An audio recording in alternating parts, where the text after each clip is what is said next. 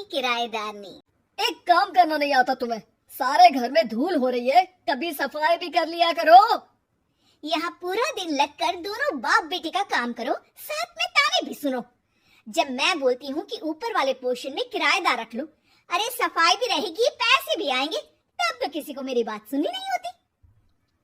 हो गया tap recorder शुरू। ये कहते हुए राज घर से बाहर निकल जाता है, जिसके बाद शिविन अपने कमरे से निकलकर नेहा के पास आता है। क्या यार मम्मी, कितनी बार बोला है टाइम से उठा दिया करो, हो गया ना मैं कॉलेज के लिए लेट।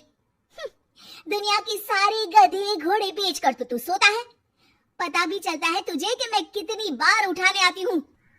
बस दोनों बाप बेटों को घर से निकलते हुए लेट होने की फिक्र है, वापस आते हुए कितना भी लेट हो जाए कोई फिक्र नहीं। ओहो मम्मी, ओवर एक्टिंग मत किया करो। माँ की बातें अब ओवर एक्टिंग ही तो लगेगी ना, मेरी तो कोई फीलिंग्स ही नहीं है। क्या करूं, मर जाऊं क्या मैं? ओफो मम्मी, जा रहा हूं मैं, बाय। शिविन चला जाता है और नेहा बेचारी किलस्ती अपने घर के कामों में लग जाती है। इसी तरह चलती है नेहा की जिंदगी, जिसमें उसकी ज्यादा बोलने वाली आदत की वजह से उसका पति और बेटा उसकी फीलिंग्स की कदर किए बिना हमेशा उससे दूर भागते रहते हैं। पूरा दिन घर में अकेले रहो और जब पति या बेटे से बात करने जाओ तो उनके नखरे अलग। अब मुझे ही कोई अच्छा किराएदार ढूंढना पड़ेगा। इसी के साथ नेहा किराएदार की खोज शुरू कर देती है, जिसके कुछ महीनों बाद दूसरे शहर से यहाँ पढ़ने के लिए आई निम्मी घर ढूंढते हुए नेहा के पास आती है और वो उसे किराए पर रख लेती है। अगली सुबह हमेशा की तरह राज और शिविन अपनी जल्दी में होते हैं कि निम्मी वहाँ आ जाती है। दीदी, थोड़ी चीनी मिलेगी, वो कल ना राशन लाने का समय ही नहीं मिला। निम्मी को देखते ही दोनों बाप बेटे की जल्दी वहीं खत्म हो जाती है और वो निम्मी को इम्प्रेस करने के रेस में भागने लगते हैं। अरे मम्मी को क्यों परेशान करना, मैं हूं ना। अरे तूने आज तक अभी किचन की शक्ल भी देखी है? रुको मैं लेकर आता हूँ। चीनी का डिब्बा कौन सा है और कहाँ रखा है वो तो पता नहीं है दोनों को, फिर चीनी के अपने मुंह से निकलने जा रहे हो किचन में। अरे मैं तो बस तुम्हारी मदद करने के लिए बोल रहा था। है? क्या मदद? और वो भी तुम करोगे? सच में? अरे कोई तो सच बताओ, सुबह सुबह दोनों बाप बेटे कोई सूखा नशा करके तो नहीं आ गए ना? अरे कैसी बेकार की बातें करती हो मम्मी। अरे जब कौवा अचानक हंस की चाल चलने लगेगा तो शक होना तो लाजमी है ना। घर का ऐसा माहौल देख निम्मी वहां से जाने ही लगती है कि राज उसे रोक लेता है। अरे आपने चीनी तो ली ही नहीं। इट्स ओके भैया, मैं आज बिना चाय के ही कॉलेज चली जाऊंगी। जहाँ एक तरफ भैया सुन राज का दिल टूट जाता है, वहीं कॉलेज सुन शिविन खुश हो जाता है। वैसे आप कौन से कॉलेज में हो? इस पर निम्मी जवाब देने ही वाली होती है, लेकिन नेहा टोकते हुए बीच में बोल पड़ती है। अब दोनों को देर नहीं हो रही। हद है इनसे भी, कहीं बात बनने ही नहीं देंगे मेरी तो। अरे जा रहे, अब यहाँ बचाई क्या है? इस पर निम्मी के पीछे पीछे शिविन कॉलेज की तरफ और राज ऑफिस चला जाता है।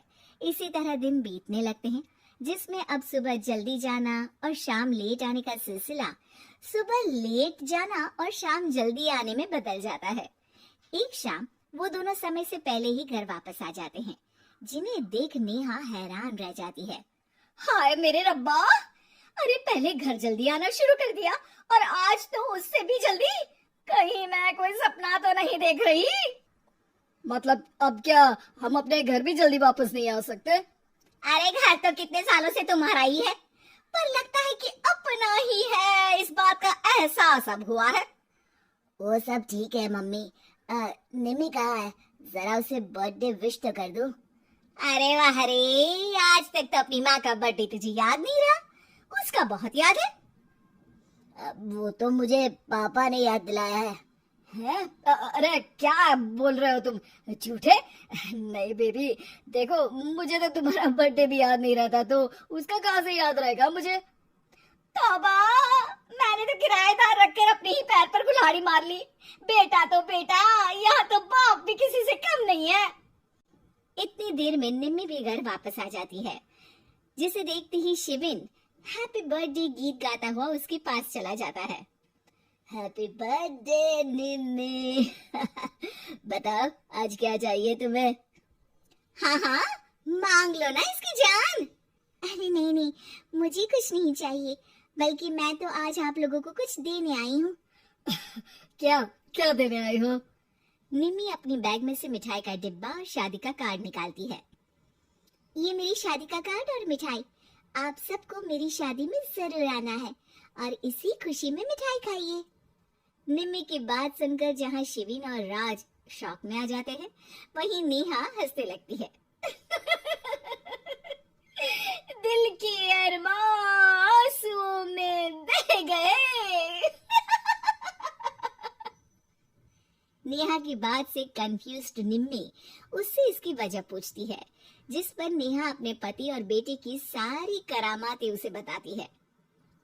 I can't believe आपको मैंने भैया बोला, और शिविन तुम्हें तो मैं हमेशा छोटे भाई की तरह समझती हूँ, लेकिन कहते हैं ना, man will be always man. लेकिन आज से ये विमेन सेम नहीं रहेगी इनके लिए। फिर क्या, बाप बेटे आगे आगे और नेहा झाड़ू लेकर उनके पीछे पीछे।